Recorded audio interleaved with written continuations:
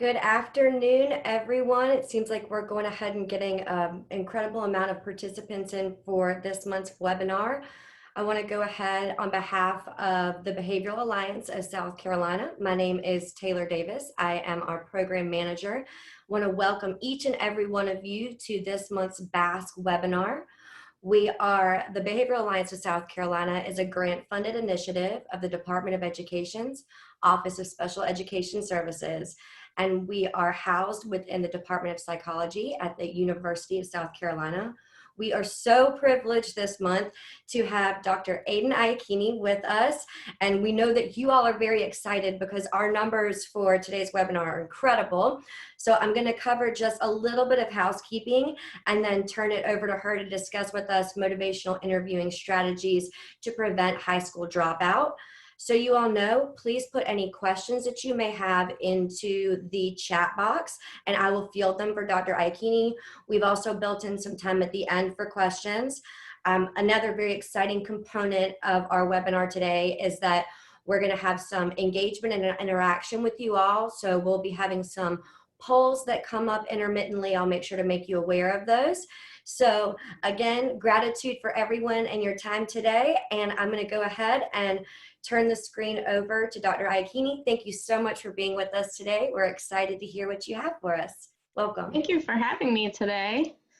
And good afternoon, everybody. This is my first really virtual webinar under this new way that we do business. So I'm excited to be here with you all and talk a little bit about my work using motivational interviewing as a promising strategy to prevent high school dropout.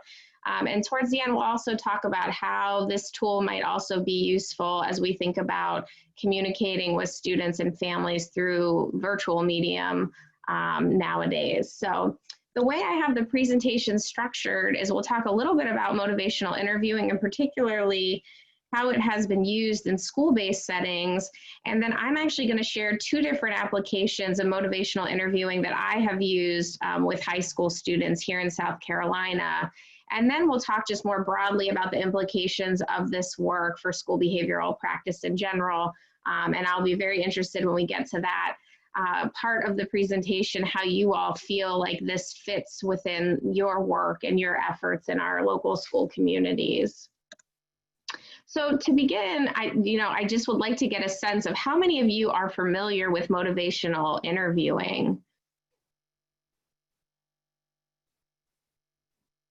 Where we're going to go ahead and launch our poll. So if you all would please go ahead and answer, how familiar are you with motivational interviewing? We'll take just a moment here. Oh, awesome. Thank you all so much for participating. Dr. Iachini, folks are excited. Oh, good.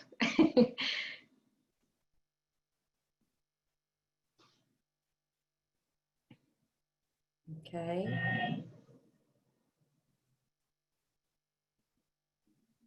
We've got some that are answering in the chat box as well, saying that they love MI. We're pretty close to about 80% now.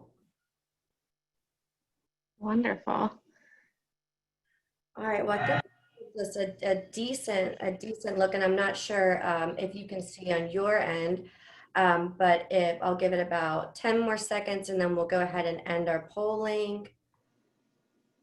Okay, we may have some folks on the phone as well.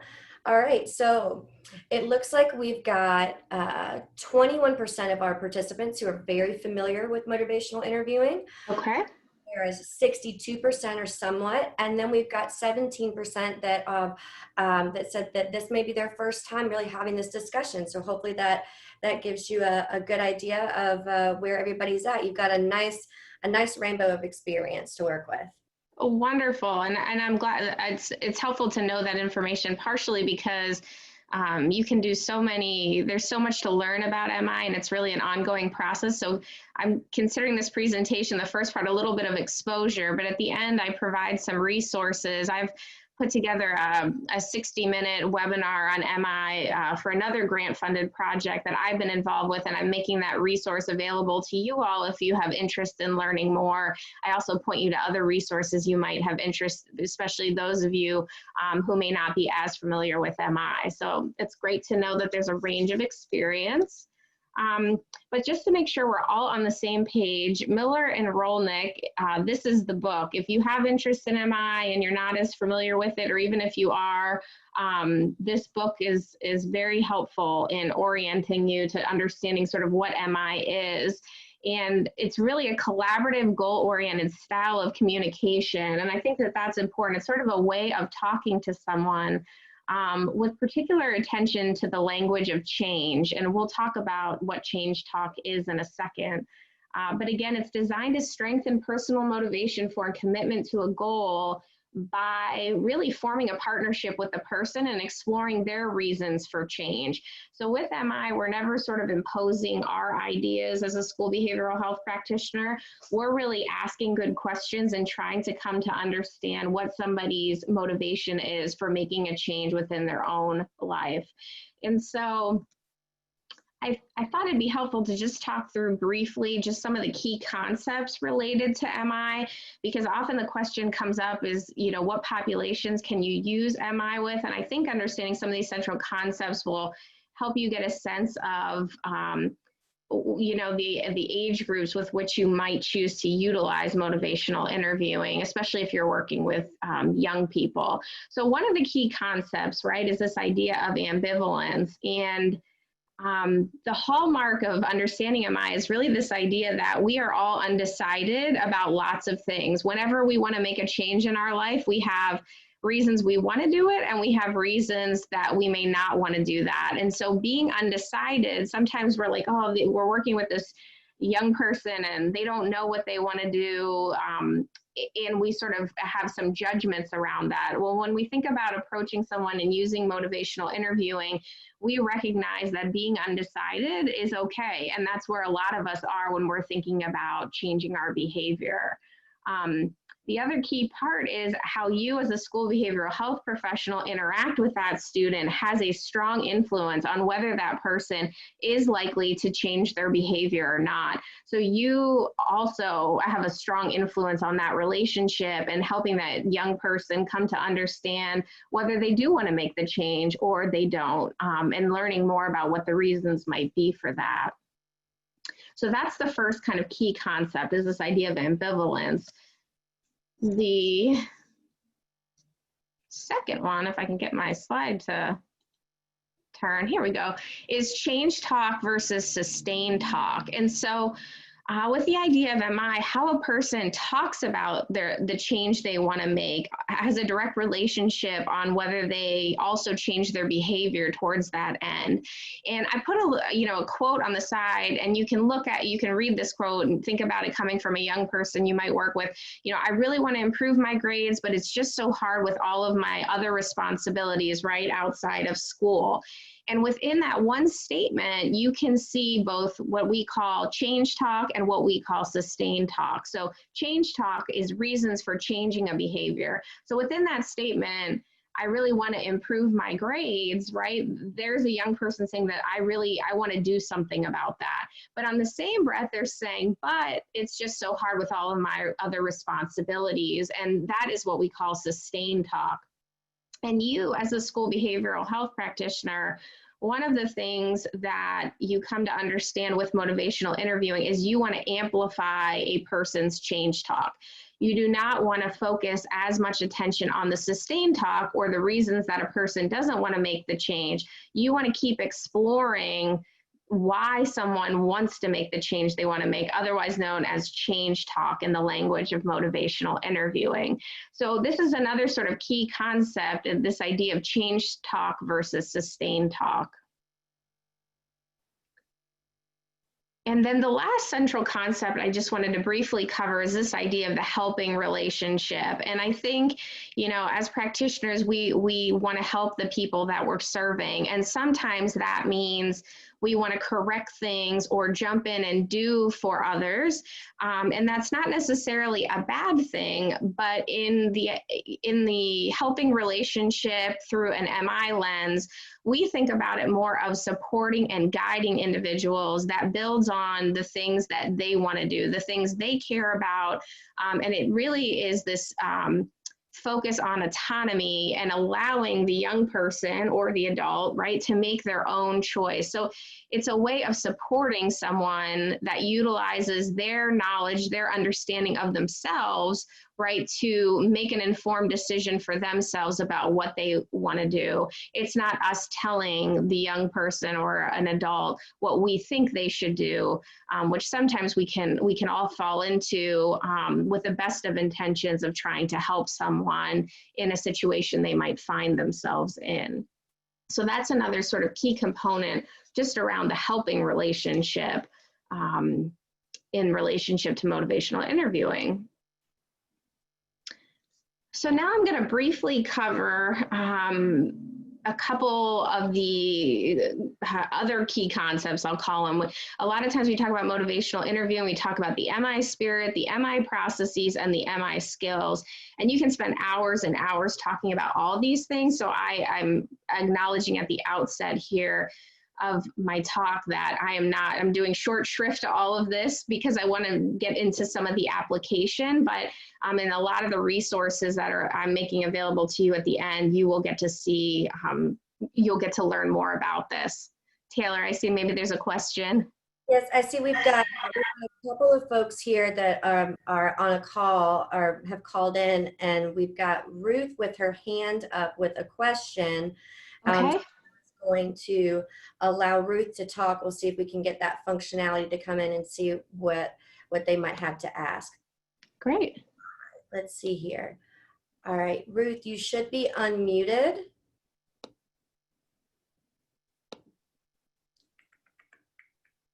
Let's see here. Ruth, oh, I think she may have put her hand down. Okay. Well, Ruth, if you'd like to, you can put your question in the chat box and I'll bring it back up for you. All right. Okay. So what I was mentioning was the MI spirit, the MI processes, and the MI skills. So I'm just going to briefly cover these, knowing, again, they'll be a little bit short shrift, and you can get a lot more detailed information about a lot of these things in the resources at the end. But when we think of the MI spirit, a couple key things to note. There's this acronym PACE, right, which stands for, which you can see in this slide, partnership, accepting, compassionate, evocative. We always talk about motivational interviewing being done in partnership with a client. The idea of a power differential between you as a school behavioral health practitioner and the client, we want to think about it being an equal playing field. It is a true partnership. That also means that we need to accept people where they are. And so sometimes, we wish we could help our clients and move them farther along, but we also need to recognize where they are and how we can get them to think about where they are and maybe where they hope to be and what things they might be interested in changing to achieve that goal. So that's really the accepting kind of non-judgmental part, which also relates to the C in the PACE acronym, which is compassionate, of course. Now, those things, I think most of us as school behavioral practitioners are not, we're pretty aware of those things in our everyday work. The one that's more unique, I think, to MI is this idea of being evocative. And when we think about the MI spirit and being evocative, what that really means is we're asking clients a lot of good questions to elicit a lot of information about the client. When we think about the hallmark of good MI practice, the client is doing a lot more talking than we are as practitioners. And that's often because we're asking really good open-ended questions that are evocative in nature and getting the client to think through something in their life differently, and articulating their thoughts or their reasons or the reasons they want to change. The way we're asking questions is getting them to that place to talk about it. And so that is one of the unique pieces of the MI spirit. So again, very short shrift, but I think it's important to note that those are kind of the hallmarks of the spirit. Then when we get to the next slide, there are 4 MI processes, and you will see these when I share with you the 2 interventions that I've developed for work with the adolescent population. the lessons that we've developed kind of map onto these processes. So the first one is the concept of engaging, and that's really building the relationship, right, with your client. There's nothing new about that. It's getting to know them, asking questions about them, and developing kind of that helping relationship, that partnership. Then once you develop that foundational relationship, you're working with the client, which could be a young person or an adult, to focus in on an area of interest that's important to them. Now, sometimes our settings dictate what those are. So for example, school behavioral health work, oftentimes we want to be focusing on something related to school. But that also means attending to things outside of the school context that influence what's going on for that young person within school. So that's where we're really focusing in and narrowing down on perhaps what is the exact behavior that that young person or adult wants to change. And then the evoking part of the processes is understanding what's the importance of making that change. How confident are you that you can make that change? Do you have the support system in order to make that change you want to make? And then the final piece is planning, right? And that's where we sort of work with a young person to make a plan. And I think it's important to note that these are not stages. They don't necessarily have to happen in a linear order, because sometimes the relationship between you and the client can change. And if you need to focus on strengthening the relationship, you may have to go back to that engaging part of the process before you get back into evoking and learning more information about what that young person wants to change. Taylor, I see you again. Is there, So we get Ruth back? Curiosity from Leah asking if you would consider MI a useful resource while practicing cognitive behavioral therapy, and maybe what other therapeutic modalities it may walk alongside well with. And that's a great question. I think one thing, and obviously people, practitioners pull from lots of different practice elements and forms of practice. I have seen, where MI is used as sort of a primer to get somebody ready to engage in CBT. So oftentimes we think about using motivational interviewing to get someone to really understand what it is they might want to change. And then we use CBT to help them sort of achieve those goals. Because MI is a way of having a conversation with someone, I think oftentimes bits and pieces are infused, right, in any type of therapeutic modality that you might choose to use as a practitioner. So that is a really great question, and I'm going to send you some article, not send you, but they're on a slide at the end, some articles that talk about the use of MI in relationship to priming someone to implement something else. So I think that also will attend to that question as well. So thank you for that. So just to wrap up with the MI processes slide, again, these are not a sequence of linear stages, but it's important to note that there is sort of a stepwise sequence to them. When I am training, I train MSW students to use MI with my interventions.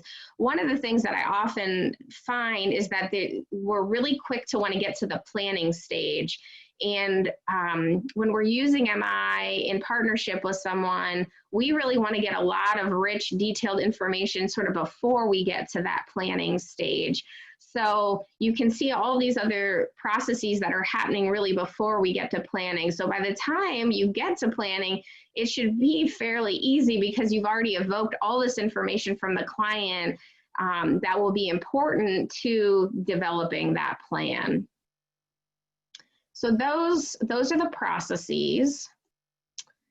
And then this is the thing that all of you maybe, even those of you who maybe don't have as much familiarity with MI, maybe have heard the OARS acronym before. And the OARS acronym stands for open-ended questions, affirmations, reflections, and summaries. And the part about this is really a lot of us as practitioners use these things as part of our everyday work. We don't necessarily think about it as MI, but these are sort of the hallmark skills in using an MI approach. So obviously asking a lot of open-ended questions, that's how we're evocative. We are allowing client the space to talk, and we're also exploring the client's motivation to make a change. So we're not interrogating the client. We're not asking them a lot of questions like, does this happen to you? Yes, no. Do you want this to change? Yes, no. We're asking things like, tell me about why it's important to make that change, which would be an open-ended question. So open-ended questions are a critical component of using an MI approach. The second is affirmations, where we're really making sure that we're attending to the client's strengths and abilities. And we also know that these affirmations help strengthen the relationship between you and the client, especially if you've had no previous relationship and you're working with a young person. Affirmations can go, when they're genuine, can really go a long way to strengthening that relationship from the outset. And then the third skill, which is reflections, there's all different types of reflections, but at the foundational level, there's simple reflections and complex. And that's the idea of, you're working with a young person and they're talking to you, and then you're in a simple reflection, you would be repeating back what that young person said. So you would be saying something like, you really want to make a change in your grades because you want to make sure that you graduate at high school on time. You also might make the reflections more complex, where you might be tying in things that the client has said previously to you, or you might be adding meaning to things that maybe the client hasn't necessarily articulated themselves, but through your reflection, you're asking them to think about it. The interesting part with MI is we don't actually say things like, so what I think I hear you say is, when you learn MI and when I was trained, you take that part out and you actually reflect in the form of a statement. And the idea behind that is if your reflection is inaccurate, your client will correct you.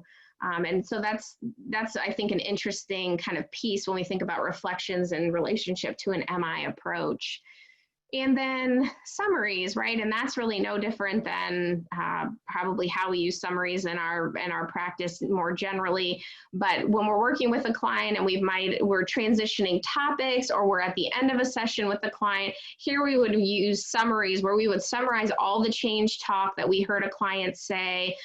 We'd be amplifying their motivation to make a change, why they want to make a change. We could be affirming them for things we heard them say during that session. And it's also good to transition between topics. So again, these four skills, the open-ended questions, affirmations, reflections, and summaries, maybe aren't new to you, but they are critical and key skills in relationship to using motivational interviewing. Taylor? So we've got a really wonderful question, and I'll try and paraphrase a little bit here. So this has to do with keeping at pace with your clients, making sure not to rush them through the stages. And a curiosity that was had was that this individual was told that if you rush a client through a stage, you can actually cement them in their current state of unreadiness. Is that accurate? Could you explain that a bit? So the idea of rushing a client, I just want to make sure I understand the question. So rushing the client, and could that sort of impact their motivation and where they are in terms of making a change? Correct. Yeah, I think what that gets to is the fundamental part about it, when we think about the MI spirit and also the processes, maybe getting back to that engaging part, because if you're pushing someone farther along than they're ready to, my guess is you're going to be experiencing pushback, right, through either clients' nonverbals or their verbal language. And there's going to be potentially some breakdown in that relationship. And with motivational interviewing, the foundational part is having a good, healthy relationship, partnership with your clinician.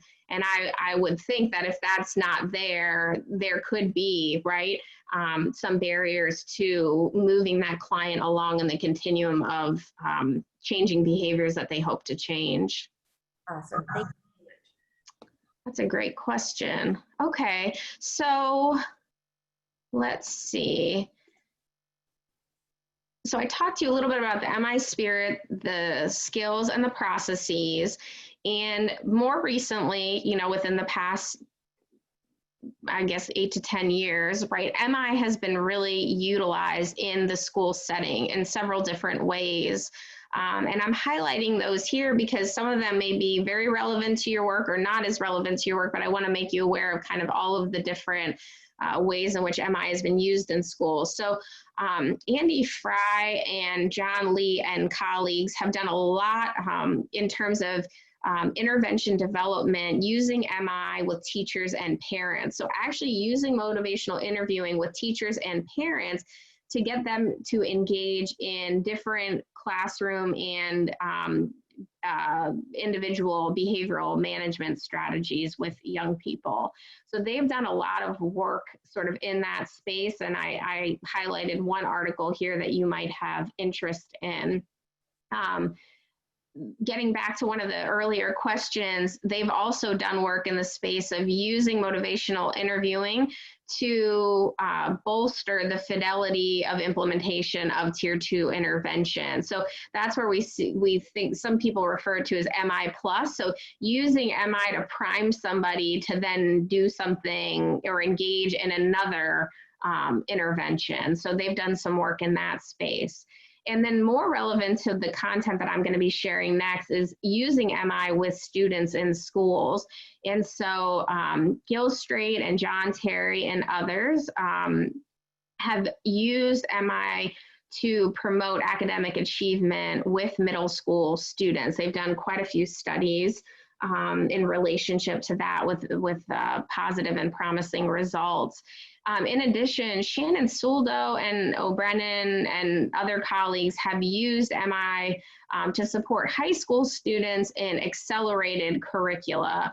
And so the middle school student population and then high school students in this more accelerated curricula is where MI currently in the literature has been documented around intervention use with students in schools. But before I get into how I've used it with students in schools, I would love to get a sense from you all, how many of you have ever used MI with adolescents in schools? I know the first poll we asked about MI in general, but now we're asking about MI use with adolescents actually in the school setting. All right, so everyone will please go to your second poll. I'm going to go ahead and launch this. All right, so have you ever used MI with adolescents in schools? We'll give y'all a moment here, maybe a minute or so. Oh, they're really jumping on this one.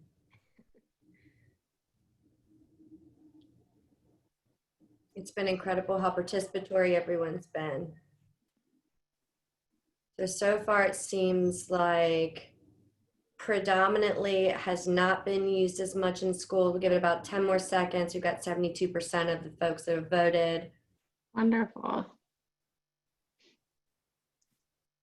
All right. So for the sake of time, I'm going to go ahead and end the polling. And so we've got 27% of those who voted said that yes, they've used some form of MI with adolescents. However, the predominant amount of individuals participating with us today, 73%, have said no, they have not had an opportunity to use MI with youth. Great. Well, that's helpful just as I think through kind of the key things I want to share next in terms of our application of the use of MI with adolescents in school. So I'm going to share with you two examples.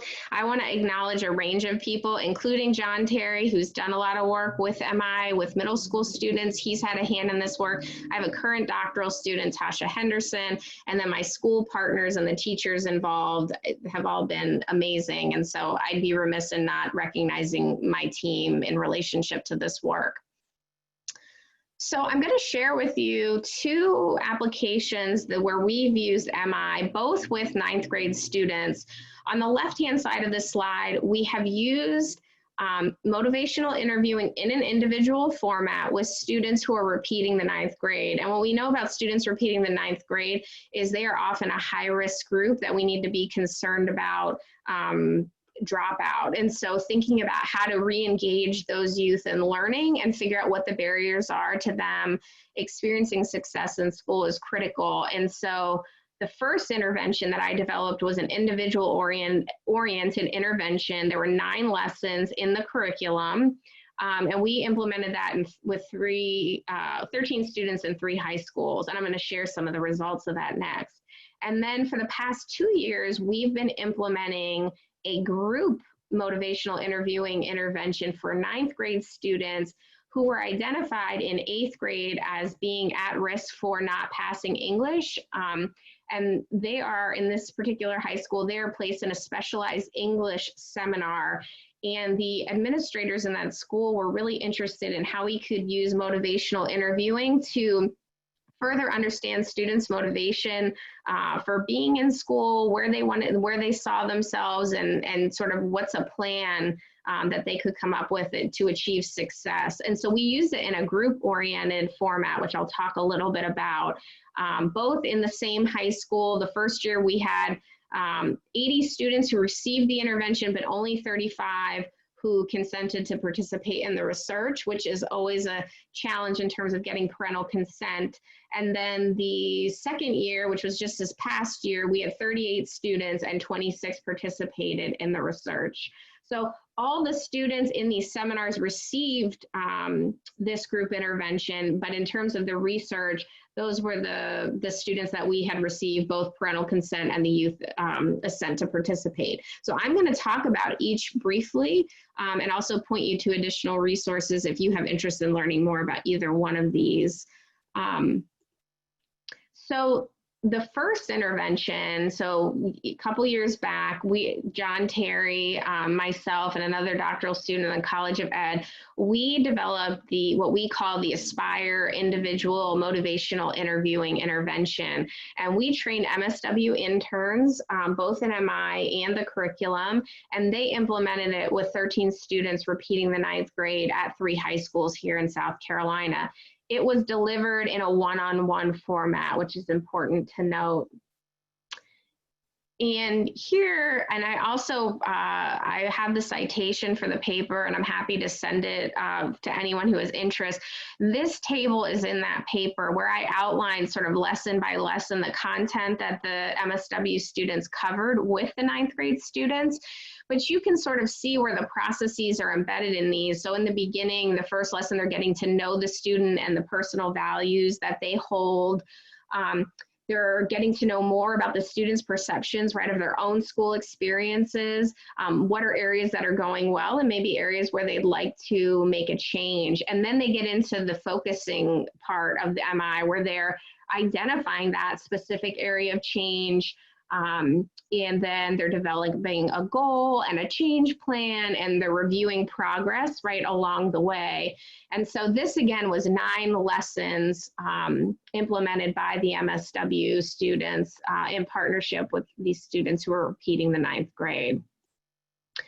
And what we found, because obviously in terms of research and intervention development, we always want to begin with feasibility and acceptability. Can we use MI in the school setting with this population? And when we use it, do these young people find it helpful? And so what we found was that the students did report being satisfied and that the program was helpful. They also qualitatively reported learning skills such as organizational skills, study, and communication skills. But what we found from the interventionist perspective, so the MSW interns that were implementing the intervention, that it was difficult implementing the lessons with the students due to attendance and discipline issues. So unfortunately, what we were finding out is that the students we were working with were already becoming disengaged in school, and that was showing up in attendance patterns, and they were already sort of in pathways around discipline, that the social work intern found it very difficult to sort of jump in and help support the students when there were already sort of more punitive things that were already happening at the same time. And so when we think about that trajectory of students' sort of engagement and learning, it was the timing of this with that group of students, there was some difficulty implementing it in terms of not all, you can see that only 9 students, 13 began the intervention and only 9 students made it to the post-test phase. So we unfortunately did have students that were not able to finish the intervention for a variety of reasons. So that happened, and we learned a little bit about that. It was interesting. At the same time, that project was funded for a year. We were in one of the schools where we had implemented this individual MI intervention. That school said, we really would like to take a more preventative approach, right? We know we're losing these students and we don't want to. We want to re-engage them in learning. We'd like to use this intervention with students before they repeat the 9th grade. And then they said, we're not sure if it is feasible for you to do a one-on-one format with large groups of students. We want the reach of this intervention to be greater. Could you turn this into a group classroom-based intervention so that we can also serve more students? Because we do believe it's an important approach to work with young people, and it might help re-engage them in the classroom and within the school context in general.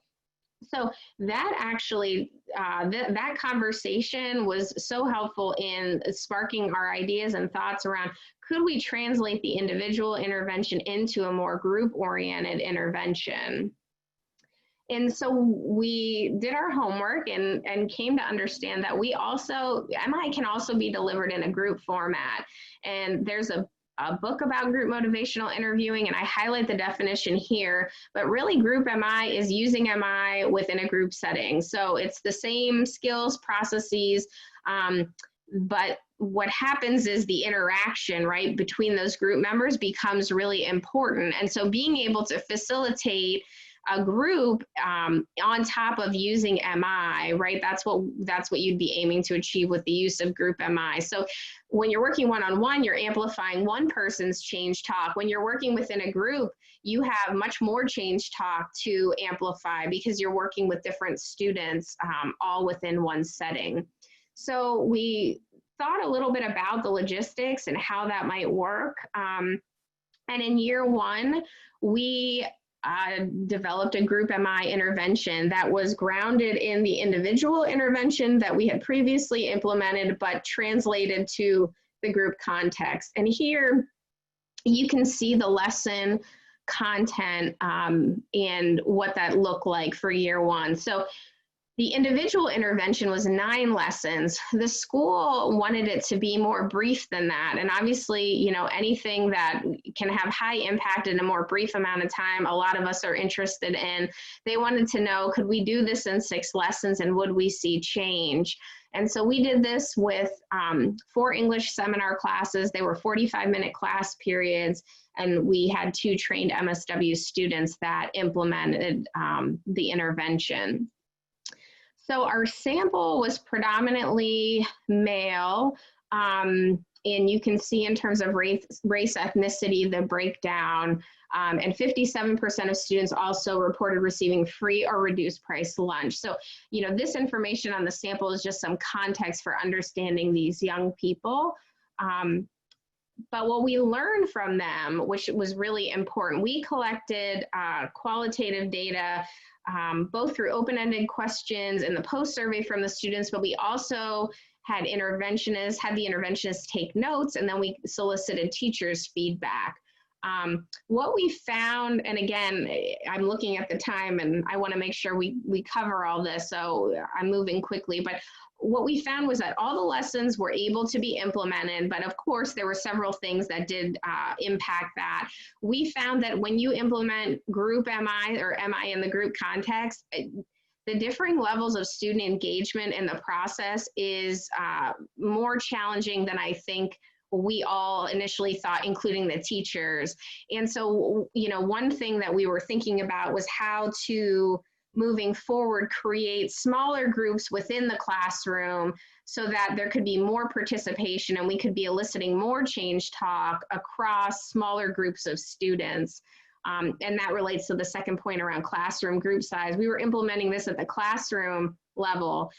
We know that, you know, in terms of like group size, 5 to 7 students is really a good group. And so that's really big when we think about a group. I mean, we're talking about a classroom of students. And so that was something that really did influence program delivery. But developing that was at the request of the school in terms of enhancing the feasibility. In addition, the amount of content in each lesson, the teachers and the students and the interventionists all felt like it was too much. So if you remember, the individual intervention was 9 lessons. We cut it back to 6. And what we realized is we really needed to go back to 9. So you're going to see that in 1 second as I talk to you about year 2. What we did find in year 1 is that the students found it to be helpful, they were satisfied, and that they were learning skills that we would have hoped that they were retaining through participation in this intervention. So goal setting, communicating with others, as well as time management. And in terms of the teacher, school, staff perceptions, they thought the content was spot on. And what I will say is this was an iterative development process. The teachers and the school administrators reviewed multiple drafts of the intervention manual to get it to where it was. So they were pretty involved from the outset. They felt like we needed to expand the number of lessons. And what was really encouraging to me is they were trying to think about how the students not only got the content within the intervention time, but also how the teachers could draw upon that and build some of that into what they were doing with the students long after this program was over. So one of the ideas was to develop a student toolkit that would accompany the intervention manual. And in addition, the teachers used kind of a think, pair, share strategy within their classrooms. And so they wanted us to think about aligning the intervention manual to utilize more of that as part of the activities we had embedded in the curriculum. So what I will say is at the end of year 1, we looked at the pre-post data and there's really not that much change. And if anything, the outcomes declined just slightly, but not significantly. And I think that, was both encouraging and discouraging, but encouraging, I think, from the fact that we also recognize that there were different levels of student engagement. There was too much content in the 6 lessons. And so we really utilized that first year of piloting anything as really a learning year. We had no high expectations. We were going to see a lot of change. But the other way to also think about it is we don't know sort of how these students compare to other students that didn't receive the intervention. So perhaps we prevented these students from declining in these perceptions more, right, than other students who did not receive this intervention. So obviously there's also a limitation in terms of our research design and sort of understanding more broadly the effectiveness of this intervention. So what I will say is we use this sort of as a learning year. And the second year, we extended the intervention. So the second year, meaning this past school year, we extended the intervention from 6 to 9 lessons. We revised the amount of content, and we also incorporated a lot of visuals and student resources so that the teachers could extend teaching and utilization of these skills sort of beyond the program.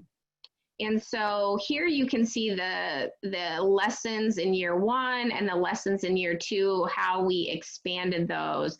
And you can see that the students are not developing a change plan here until almost towards the end. So we're doing a lot of work in the beginning to understand the students, their school experiences, what values they hold, how their current behaviors align with those values. And we don't get into the change plan until a little bit later in the intervention. And so here we implemented this intervention in 2 English seminar classes, 45-minute class periods. We had the same MSW student from the previous year and my new doctoral student that was involved in implementing it this past year. We had 26 ninth grade students in the sample, and I only have a little bit of demographic data, unfortunately, because we literally just finished the intervention when all the schools were closed for the year. And so unfortunately, while I had planned initially in this talk to present the pre-post data, we were able to collect the post data, but it was locked in my office on campus that I did not have access to. And so we have not been able to analyze that yet. Obviously, that is of utmost importance on our list in terms of the research plan and next steps for this. But we did have a conversation via Zoom with the school administrators and the teachers that we did this work with. And they did feel from a qualitative perspective that students seem more engaged, that we didn't see some of the differing levels of engagement that we saw from year one. And they felt like a lot, the workbooks were helpful in terms of kind of keeping the students on track, but also when the program was over, the students had those as part of their possession. They did feel like it's too many students per group. And honestly, that was my concern from the very beginning. So thinking about the feasibility of using group motivational interviewing at the classroom level versus a small group level is something that we are thinking about. And then there was still some concern about too much content per lesson. So that, again, that's just the quick, right, results, because we don't have the data analyzed from year 2 yet because of all that has happened. So more results pending. And hopefully we'll get to analyze that later this summer and get some of that disseminated out in the literature. That is our hope. So that the summary of that section, that's really 2 different ways that we've used, my team has used motivational interviewing with 9th grade students. One group of students individual, another 2 cohorts of students using it in the group version. But, you know, I know we're coming to, you know, an end on our time. And I think thinking about implications for what this means for school behavioral health practice in general, I have a few ideas, but then I really am hoping that we can have some virtual conversation about where you feel, questions you have about the applications that I've done, or ways that you feel like this might be helpful to you in your practice. We are finding across these multiple cohorts, students that we've worked with, that it is an acceptable approach, that students do, I didn't present some of the data from the individual intervention, but that is in a published paper, but students felt like the alliance with their social worker was very positive. They felt a very strong relationship with their social worker. A lot of students just anecdotally said, I've never had somebody ask me what I think. I've never had someone not tell me what I should be doing and ask me what I want to do and where I see myself going. And so I think from a student perspective, the students that we've worked with in terms of the research, they are saying that it is acceptable from their end. I think the other implication of this work is that MI can be used in an individual or a group format, but size of the group is definitely a consideration and something to think about. And so, you know, our team has sort of struggled with that over the years, and, you know, it's a balance in terms of feasibility and then also making sure that the intervention is effective. And so that is something that we are thinking strongly about. And then obviously, you know, I was thinking about this work, and, you know, as we think about continuing this work or variations of this work, and knowing that we're all using virtual media such as this, right, to engage with each other, you know, MI is a way of having a conversation with someone. And so, you know, there are ways I think that MI is something that can be used through virtual meetings with students or teachers or families. You know, especially now as folks struggle, right, with the current situation, and they're trying to figure out what changes need to be made and how.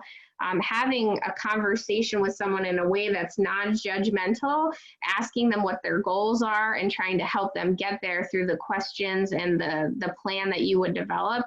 I think we don't know, right? There has not been work that I've seen done in this context, but on the surface, it seems like MI is something that could translate, given that it's a way of, at the most basic, right, it's a way of having a conversation with someone. So I know we're all sort of in that space around using virtual media. Could we use something like this? And I think it could have relevance. But this is where, you know, I sort of wrap up my part of the talk and want to know what you all think around, is this something you could see yourself using with adolescents, and also in light of the situation that we're currently facing with schools and COVID. So I will leave it there for now. I think I have, let me see. Yeah, my question, right? How might this work apply to your school behavioral health practice? And any other questions you might have for me about the content that I just covered? I know we're getting close on time. So it's clear that folks are very eager to know more about the work and some of the implications. So one curiosity was, will you have a third year possibly with the students going virtual if they're not returning to the traditional setting? That's a great question. And it's something, so the answer is we do not have plans at this time. So part of it is the teachers we've been working with and the schools we've been working with, there have been some shifts and changes. And I think with everything else going on, we're sort of in a holding pattern right now. So this work will continue in some form or fashion, but currently we do not have a school partner for the work. And so that's honestly where we are right now, right? The best laid plans are kind of constantly changing. That's what I'm learning, so. So I'm going to attempt one time, we've got a hand raised from the phone call, so I'm going to allow to talk. This is Kathy Morrison. Okay. Let's see if we can get this functionality to work. All right, so Kathy, if you press *6 on your phone, that should unmute you. And there we go. All right, Kathy, you should be ready to speak. I was just listening, and I noticed that and I may have missed this, but is there a manual or a workbook that could be used to test this or to use a trial with a group of students? The answer is yes. We have both curricula are manualized at this point. And so we're always open and interested in partnering with folks that might have, interest in further testing these interventions in actual practice. I think the biggest thing is that the interventions are developed with the understanding that whoever's implementing them is trained in MI. And so that is sort of the balance we try to, achieve. And I'm always applying for grants, trying to get more funding for this work to train folks and get more piloting. So, if any of you have interest in the curriculum or knowing more about the intervention more specifically, I would love to have those conversations. And my email is at the end of the slides that I'd be happy to talk more about that. But they are all manualized. They are. Thank you. Kathy, it's so nice to have you with us today. All right, so it looks like we've got a few more. All right, so you answered a little bit that we said, are you publishing the curricula to be used? Are you publishing the workbooks? It's another curiosity. Yeah, I mean, we're publishing the studies, and as part of those studies, we outline sort of the content in them. The intervention manuals themselves, we have not worked to have those published yet, but partially that's because we feel like we're still in the developmental process, right, of refining them and making sure they're effective before we disseminate them more broadly than that. So but that's a great question. Absolutely. We've got Priest says that would be great to explore how to use this with students to help them re-engage with the learning this coming year, depending on whether that's in person, online, or some kind of hybrid. So it seems like the value of motivational interviewing, you definitely, it's a testament to your training today, really came through. Would you have any feedback on how folks would adapt those practices? Yeah, I mean, I think the idea, I'm reading the question to re-engage them in learning. And so I think it's, thinking about motivation towards what end, working with students and thinking about how to motivate them to engage with work or, changing things around their home situation so that they can be more present in these virtual media that we're using.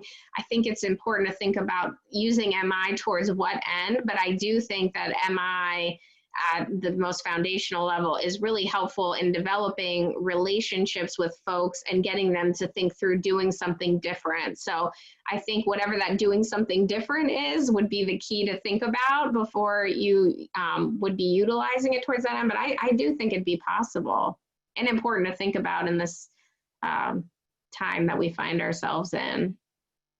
Absolutely. And it seems like other folks are kind of catching on to that too. One of the other factors that you had brought up was the differentiation between group sizes being one of the kind of the variables that played a role. So one of the curiosities was if maybe it's application in after school settings or even in alternative settings. That's kind of where my mind goes as well.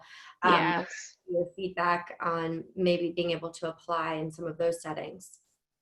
Yeah, I mean, I think yes to all of it, right? I think MI could be utilized in any of these settings, especially because, I mean, some of the research that John, Terry, and Gil Strait and others have done, one or two sessions can make a difference. It doesn't need to be a lengthy intervention period in order to see change. And so I think because of that, it is encouraging that there is the possibility that these could be used in an after school context or, a more finite period of time with students. You can see we were attempting to do it within 6 and 9 45-minute lessons, but maybe that's not even brief enough. I think some would question whether that is even, we wanted to be brief, but I think someone questioned whether that is brief, right? But yeah, for sure.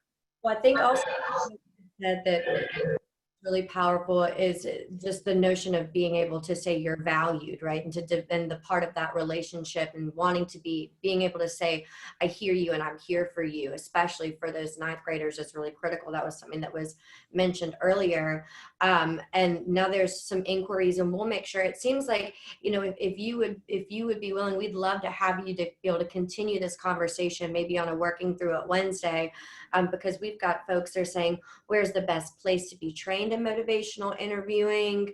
If you would want to answer a little bit to that. So where would the best place to be trained in motivational interviewing? Is it something that you can be certified in? That folks would like to have teams trained in motivational interviewing. I'm thinking maybe MTSS teams would be a great for folks to have, especially coming into this academic year. And actually, that's a great transition because here I have some additional MI resources. And the second one, the Motivational Interviewing Network of Trainers, that is the best place to get trained in MI. That is at cost. I did an initial one, it was a 2-day, and then they have some day-long sort of follow-ups. And they have lots of resources on there. So that's one place. The other thing is, I should say, is Andy Fry, who's been doing a lot of this work. I've been working in partnership with him. He has done a lot to develop an MI training for school-based personnel. And he's been doing research on that training, and I've been doing research in this space. And we've collaborated over the years where we've partnered with him to utilize his training and his evaluative measures. And then he gets the benefit of learning more about his training at the same time that I have interventionists that are trained in MI. So there's different ways to go about getting trained in MI, but those are the two that immediately come to mind. For those of you that are looking to maybe not as familiar, a good introductory module that I have is under the first bullet there, this one, Motivational Interviewing Training Module. That goes into MI a little bit more in depth than what I was able to cover today. Obviously, SAMHSA has a lot of MI resources, and there's also a book that Andy Fry and others have published on motivational interviewing in schools. That's also a nice just kind of primer for thinking about different ways that you might use MI. And then I also want to say I have the reference list here for a lot of the papers that I've talked about or my work has built upon.